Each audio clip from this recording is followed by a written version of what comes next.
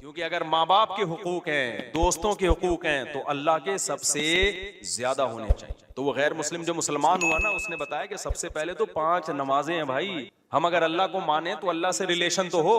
तो ये इस्लाम है जो हमें 5 दफा मस्जिद में लेकर आता है। और लाता कितने बेहतरीन स्टाइल के साथ है, कैसे बेहतरीन अंदाज के साथ लाता है इस्लाम। ये भी हो सकता था कि खामखा की कुर्बानी दिलवाई जाती कि 5 दफा तुमने उल्टे लटकना है, ताकि पता चल जाए तुम्हारा अल्लाह से क्या है, रिलेशन है। तो ये भी तो कुर्बानी होती कि नहीं होती, लोग दिलवा रहे होते हैं। फौज में ना, जब हम जो एनसीसी की ट्रेनिंग की है ना कॉलेज में, तो वो फौजी सूबेदार हमें ट्रेनिंग देते थे। तो वो ये साबित करने के लिए कि मैं ऑफिसर हूँ, बाद दफा खामखा में डंड पे लो बैठ चलो भाई। फौजियों में होता है ना, ताकि ऑफिस के ऑर्डर को फॉलो करने का जज्बा पैदा हो। अब डंड पेल रहे हैं, हमें पता था भाई ये डिप्स लगाने पड़ेंगे, ठीक है ना। वो कहते हैं जब खड़े होकर दोबारा लगाओ। तो ये सिखाया जाता है फौजियों, कुर्बानी का जज्बा पैदा करने के लिए। तो अल्लाह मियाँ ऐसे भी कर सकते थे कि बस उल्टे लटक जाओ, ठीक है ना, 5 टाइम कुर्बानी दिलवाई है, लेकिन ऐसे तरीके से दिलवाई है कि इसमें हमें रूहानी सुकून मिले, इसमें हमारा अल्लाह से रिलेशन कायम हो, इसमें हमें लुत्फ और मजा आए, हमारी दुनिया भी सुधर जाए इससे। हमें हुक्म दिया सबसे पहले फजर की नमाज रखी, ताकि मुसलमान सुबह देर से उठने वाली कौम ना बने।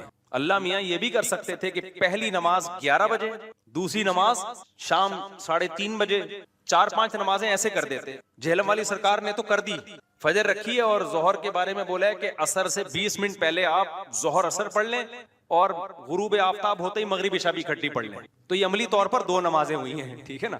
5 नमाजों का मतलब होता है अपनी तमाम मसरूफियात को दोबारा से फारिग करके नमाज के लिए आना। जोहर में आप सारे काम छोड़ के आते हो, फिर वापस चले जाते हो, फिर असर में अलग से आते हो, फिर वापस चले जाते हो, फिर मगरिब में अलग से आते हो, फिर वापस चले जाते हो, फिर इशा में अलग से आते हो। ये 5 दफा कुर्बानी दिलवाई जा रही है। अगर इस तरह से नमाजें इकट्ठी करने का इस्लाम में हुक्म होता तो 3 दफा कुर्बानी होती, 5 दफा कुर्बानी नहीं होती। देखो, हम जोहर से पहले 4 सुन्नतें पढ़ते हैं और 4 फर्ज पढ़ते हैं। उन सुन्नतें पढ़ने में कोई कुर्बानी होती है हमें? इसलिए कि तो नमाज के लिए आए हुए ही है ना। तो अगर हम 4 फर्ज के साथ 4 असर भी पढ़ ले तो असर की कुर्बानी थोड़ी ही फिर ये। तो 5 नमाजों का मतलब भी 5 टाइम पे आना है। इसमें शॉपिंग वॉपिंग ही तो रुकावट बनती है, और आपने शॉपिंग के लिए कह दिया है अहले हदीस। हालांकि अहले हदीस ये मानते नहीं है, लेकिन इसकी आदत है झेलम वाली सरकार की कि किसी भी मसलक में कोई भी उल्टे फतवा दे रहा होगा ना, तो उस उल्टे मौलवी को लाके हाईलाइट करके मसलक को बदनाम करना। तो एक अहले हदीस का क्लिप वो चलाया कि एक अहले हदीस कहते हैं कि मैं जब 12:30 बजे शॉपिंग के लिए जाता हूँ ना अपनी बीवी को लेके, तो 12:30 बजे जोहर के साथ क्या पढ़ लेता हूँ। झेलम वाली सरकार का क्लिप मैंने खुद अपने कानों से सुना है कि 12:30 या 12 बजे जैसे ही जोहर का वक्त दाखिल हुआ तो जोहर के साथ फौरन क्या पढ़ लेता हूँ, असर।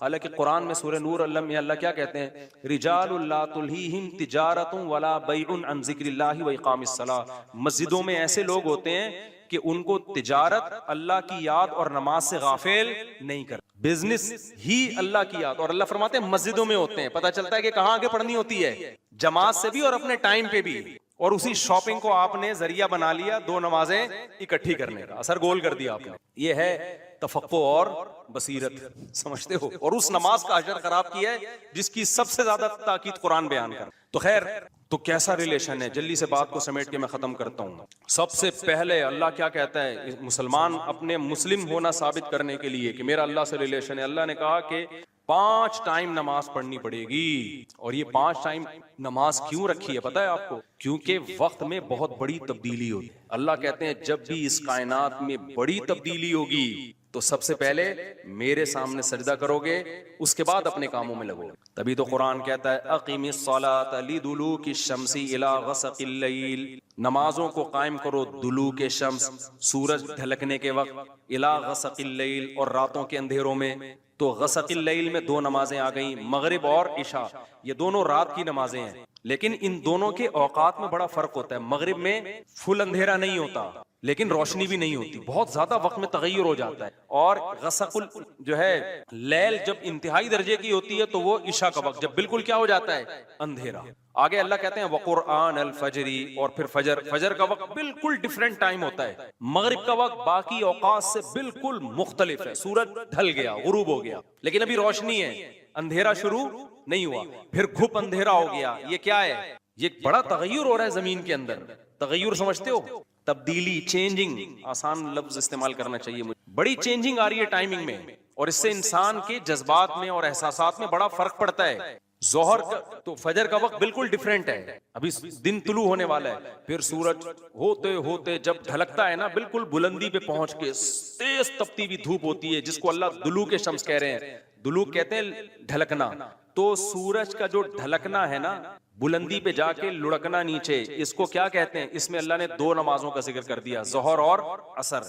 इसलिए कि दुलूक जो मुअतद भी होता है, गाड़ी उर्दू फिर इस्तेमाल कर रहा हूं, मुअतद भी काबिल जिक्र दुलूक, वो एक असर में होता है, एक जोहर में होता है। मैंने वो क्लिप रिकॉर्ड करवाया था ना आकिब सईद को कि 5 नमाजें अपने टाइम पर हैं, और ये कुरान की ईसाई से साबित है कि नमाजों के 5 टाइम है, 3 टाइम की नमाजें कुरान में नहीं है। तो उस पर मैंने कहा था कि दुलूक शम्स है ना, सूरज का ढलकना, तो मुअतद भी ढलकना, काबिल जिक्र ढलकना एक जोहर के वक्त होता है, एक असर के वक्त, क्योंकि असर के वक्त 45 पे आ जाता है और जोहर के वक्त बुलंदी पे जाके ढलकता है। तो उसके नीचे के लोगों के कमेंट्स आए हुए थे कि अगर कुरान का ये मतलब है ढलकने के वक्त, तो फिर तो हर वक्त सूरज ढलक रहा है।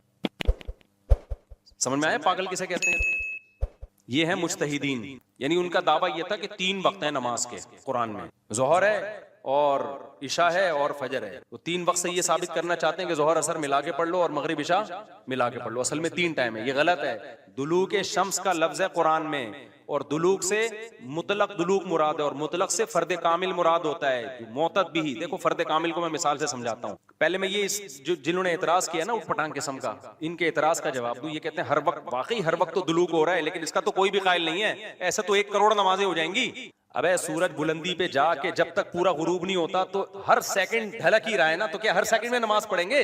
तो जाहिर है कुरान वो बात करेगा जो इंसानों के फहम के मुताबिक होंगी। तो इससे साफ पता चलता है वो ढलकना मुराद है जो काबिले जिक्र ढलकना हो। तो काबिले जिक्र ढलकना, जिसको इस्तिलाह में कहते हैं मुअतद बिही ढलकान, वो जब है जब बुलंदी पे जाके पहली दफा ढलकना शुरू हो और फिर 45 के जाविये पे आ जाए। इससे ज्यादा ढलकान वाली नमाज हदीस से साबित भी नहीं है। नहीं आई मेरा ख्याल है बात? तो मुतलक से फर्द कामिल मुराद होता है। इसको मैं मिसाल से समझाता हूँ। देखो मैं आपसे कहता हूँ चाय लेकर आओ, आप बर्फ डाल के ठंडी चाय ले आए, मैं कहूंगा ये क्या ले आया? आप कहें आपने बोला था गरम चाय लाओ।